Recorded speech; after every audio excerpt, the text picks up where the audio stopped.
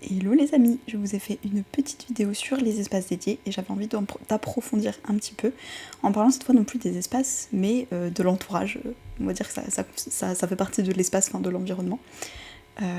Et donc je vais commencer par cet exemple, peut-être que vous en avez fait partie, en tout cas moi c'était mon cas, de par exemple quand on était à l'école, ce groupe de discussion de la classe, si en tout cas c'était l'époque où on avait déjà des téléphones. Voilà, mais même sinon c'était un groupe social quand on arrivait en cours, que ce soit collège, lycée, voire même la fac, quand on devait rendre des devoirs, des écrits, etc. Et que pour se rassurer, on demandait « T'as déjà commencé le devoir ?» Alors parfois j'avais des potes hyper studieux et studieuses qui, dès que les profs donnaient la consigne, dès le soir même, voilà, ils ou elles étaient en train de... D'ailleurs c'est plutôt des femmes, j'ai l'impression. Elles commençaient direct un peu à voilà, s'y mettre, etc. J'ai déjà des pistes, j'ai déjà mon plan et tout. Waouh!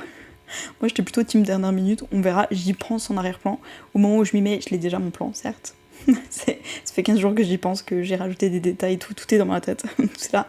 Donc oui, si le jour de l'examen, puisqu'on s'entraîne pour un examen ou je sais pas, ce jour-là, si on a 3 heures, ok, je vais le faire en 3 heures le plan, y a pas de souci. Faire 3 paragraphes, bah, j'avoue que je ferai une demi-heure par paragraphe, et puis je sais pas, une demi-heure pour je sais pas quoi. Peu importe, je vais le faire dans les temps, y a pas de souci, je vais même pas y passer plus de temps. Mais ça rassurait parfois d'aller dans le groupe classe, que ce soit sur le téléphone ou dans la réalité quand t'arrives, et de demander qui a pas encore commencé. Et quand il y en a quelqu'un qui dit moi, ou que la moitié de la classe dit moi j'ai pas commencé, ça me procurait un soulagement. Mais honnêtement, je serais arrivée 5 jours avant de le rendre. J'aurais dit qui c'est qui a pas encore commencé? Tout le monde m'aurait regardé en mode pardon, on a tous déjà fini en fait. Franchement, ça m'aurait mis une pression, je me serais dit waouh, waouh. Et donc ce que je voulais dire, c'est que d'une certaine manière, l'entourage a vraiment un impact selon notre cercle. Et selon comment on travaille, ça peut être utile de, par exemple, travailler ensemble parce que, par exemple, quand on médite ensemble, l'énergie elle peut être amplifiée. Quand on travaille ensemble, pareil, l'énergie peut s'amplifier. Selon ce qu'on veut faire, ça peut être utile d'avoir un groupe qui a du coup soit un niveau équivalent, soit peut-être un niveau un peu plus loin dans ce qu'on veut accomplir d'une certaine manière, ou dans l'énergie qu'on veut avoir, dans l'état d'être qu'on veut incarner. Et donc ce que je me disais, c'est quand j'ai vécu en colocation, voilà, avec des personnes pas motivées, qui passaient, je sais pas, la journée devant la télé, elles se lèvent le matin, hop, je vais peut-être pas dire elles sortent une bière, mais elles se font leur petite tisane, hop, et direct devant la télé, on va regarder des animés. Franchement, ça me donnait moins envie. Puis j'étais là, après je sais que, je parle souvent du human design, mon centre de la motivation, il est pas défini, donc forcément, ça fluctue, mais en tout cas, ma motivation, elle était pas au top. Quand je vois, admettons, vie à 5, si les 4 ils sont devant la télé, ou qu'il y en a même encore 2 qui dorment, je vais pas me sentir à fond pour travailler. Personnellement, je sais que c'est pas du tout le cas pour tout le monde, mais en tout cas, je parle de mon expérience.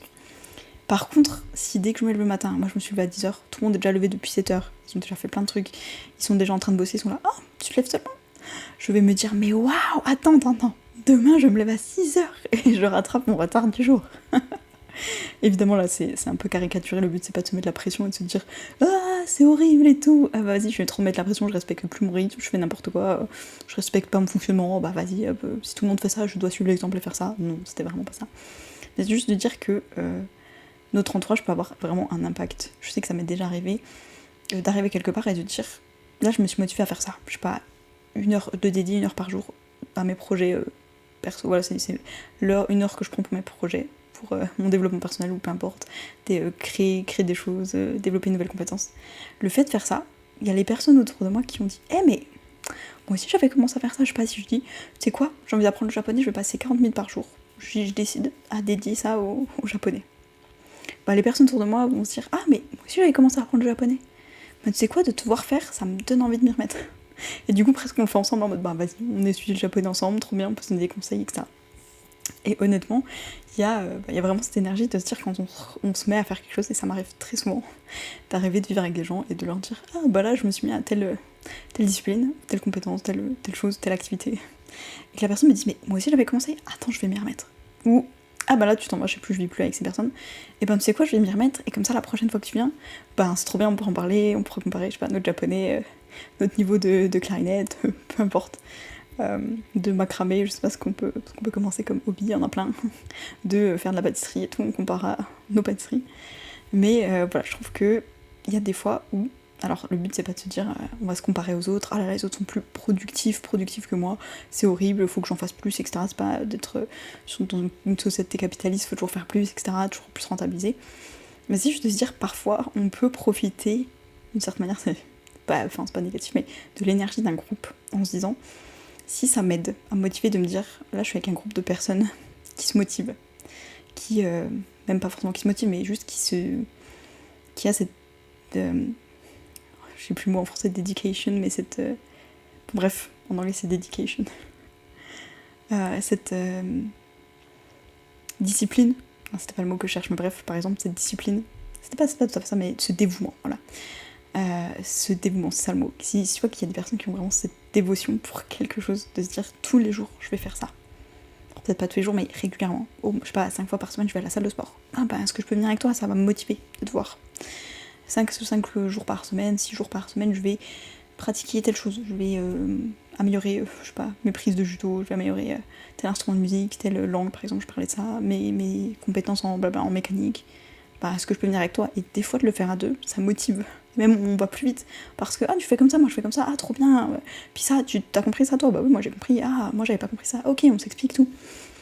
Donc il y a des fois où ça peut être utile de trouver des personnes qui font la même chose que nous, qui ont la même passion, ça peut être plein de choses, ça peut être aller à la randonnée, hop, je sais plus, il y avait quelqu'un qui disait j'ai mis la boulangerie de mon village qui veut aller faire de la randonnée avec moi, et en fait maintenant on est un petit groupe de 15 et tout, et en fait tous les samedis on va faire de la randonnée, je pensais pas que ça aurait un tel impact, je me suis dit tout le monde s'en moque, en fait non, donc bref, tout ça pour dire que je parlais des espaces la dernière fois, en disant le lieu physique peut avoir un impact sur notre mental, de la même manière on peut bénéficier de l'énergie d'un groupe si on se dit trop bien, je vois que ce groupe, quand c'est des personnes qui, on va dire si ça c'est notre niveau, je sais que les personnes qui sont un petit peu plus au-dessus, elles m'aident à me tirer vers le haut. Alors que les personnes qui sont un peu plus en dessous, des fois je me dis oh ça va, personne ne fout rien, si je fais que la moitié de ma liste de choses à faire, j'aurais déjà fait mieux que vraiment il y a ce petit truc de comparaison en arrière-plan qui est pas terrible, je ne dis pas de se comparer, mais voilà, je sais que, en tout cas c'est quelque chose que je fais parfois, qui est pas terrible encore une fois, mais cette mini comparaison, si les personnes font à peine plus que moi et que j'ai les capacités, que évidemment pas que ça me fatigue, que ça va contre mon fonctionnement, que je lutte contre moi-même, mais